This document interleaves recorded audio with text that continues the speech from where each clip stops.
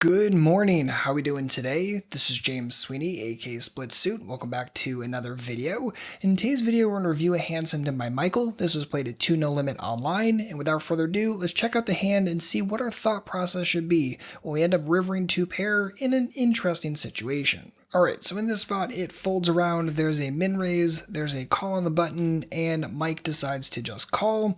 And in the write-up, Mike says this: I have ace queen off in the big and I'm kinda stumped. On one hand, I feel like I should 3-bet, but I seem to always mess up out of position and usually just try to take down the pot with a large 3-bet preflop if it's one other guy with me. But with 2 players, I decided that it was just an extra big blind to see a cheap flop, and if I miss, I can just let it go and move on with my life. Now, I totally understand this sentiment when it comes to should we call or should we 3-bet here, and just for the record, we do not have any HUD stats available in this hand. Mike wrote that in the write-up. So the way that I think about it is, yes, calling is cheaper, calling is easier, calling does close action, calling gets me directly to the flop. Fine. But I personally like 3-betting so much more. It applies pressure, gives me multiple ways to win the pot rather than just calling here, and now all of a sudden I'm a little bit more forced to actually hit something. And because Mikkel did start with a half stack, did just mid-raise as an open, I'm not thinking that they are the strongest player in the world, and if we 3-bet and they continue, well, creates a pretty small SPR, very easy situation, not super concerned about it in the slightest, versus calling. Now all of a sudden I'm forced to play a 3-way pot out of position, not super jazzed about that. So again, I would just 3-bet here. The big thing that I will note that if you are going to 3-bet, please don't 3-bet too small. A lot of times when there's min raises, people 3-bet just far too small. They go to like 12 or 16 cents here. I would much prefer to see that 3-bet coming closer to 25 to 30 cents here and go forward from there. So as played, Michael does decide to call. Okay, that happens. On the flop, it goes check. Okay, no problem. Turn is an ace of diamonds. Mike decides to lead for a very small bet. Mikkel decides to raise. Avasi goes away, and here we are. Now Mike decides to just call and says this in the write-up: I felt like folding but decided to call. My reasoning at the time was that a flush draw probably would have bet the flop, especially villain who was the preflop raiser. Sets didn't seem to make sense either, since with 2 diamonds don't most sets c-bet it to deny equity? So I thought maybe he had a reasonably high diamond and wanted to bluff at the pot. So I think your overall ideas are definitely on the right track here, right? Wouldn't Mikkel normally fire the flop with a diamond draw? Yeah, probably. With sets, with 2 pair? Yeah, probably. Just simply because it is such a dripping wet flop texture, I don't see a lot of players slow playing big hands on that board.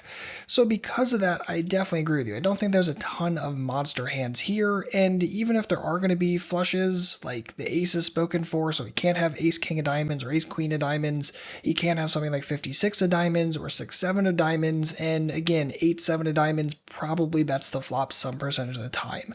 So there's just not a ton of like made flush combos, and even like 9x, like if he had like 10-9 of diamonds, wouldn't Mikkel probably see with the flop with it? Again, a lot of players typically would. So I'm not super concerned about made flushes, sets, or anything like that. I am a little nervous that Mikkel could have something like ace king, and they could definitely have something like ace jack and ace 10, but I think calling here is an absolute mandatory thing. I would definitely not fold in this situation given everything we've talked about so far. I think this is a very easy spot to continue. Probably just call like Hero did, make some river decisions, and go forward from there. Now that being said, the river is actually one of the easier rivers to play. It is the queen, and Hero decides to check, Mikkel decides to fire, and Mike decides to just call.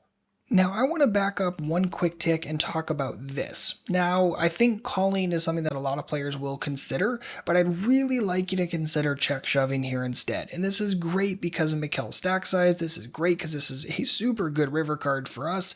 And also, think about the conversation we had on the turn, right? How many made flushes did we put in villain's range? Not a ton. Sets? Not a ton.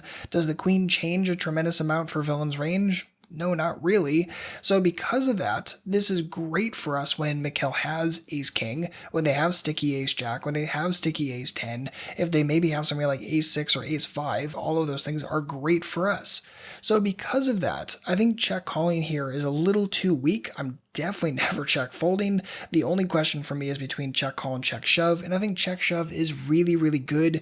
Mikkel's going to be getting a really good price when they have ace king, ace jack, ace 10 kind of hands, and I think they're gladly going to call us off. Again, they started the hand with half a stack. They open raised for a min raise. I'm not looking at this player and thinking, hey, they're probably capable of making big folds. I'm thinking, hey, this person probably is going to spew off money at some point. This seems like a great situation to do that. And again, everything is kind of in our favor when we're looking at combos, when we're looking at the range.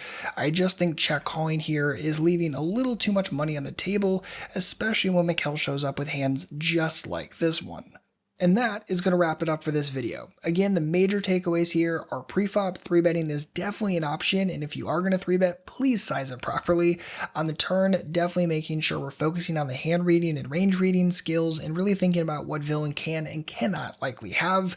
And then on the river, focusing on when to get all of it, when to get after the full stack, and again, even more so when villain has many second best hands, very few monster hands, that could be a great situation for you to get after the whole thing. So again, Michael, thank you so much for sending this hand in. I really appreciate it. And if you or anyone else has a poker-related hand or question, please don't hesitate to let me know. You can go to splitsuit.com/ask. And if you're looking for your next step today, I would definitely suggest checking out my combos and blockers article. It's at splitsuit.com/combos. If you heard these terms today or you saw me talking about hand reading today and you're not really sure what the heck I'm talking about, or at least you're not fully sure, check it out. Again, splitsuit.com/combos. At the end of it, there is a combos and blockers quiz, so you can make sure you really have this stuff hammered down. Again, if you need anything at all, please don't hesitate to let me know. Otherwise, as always, good luck out there and happy grinding.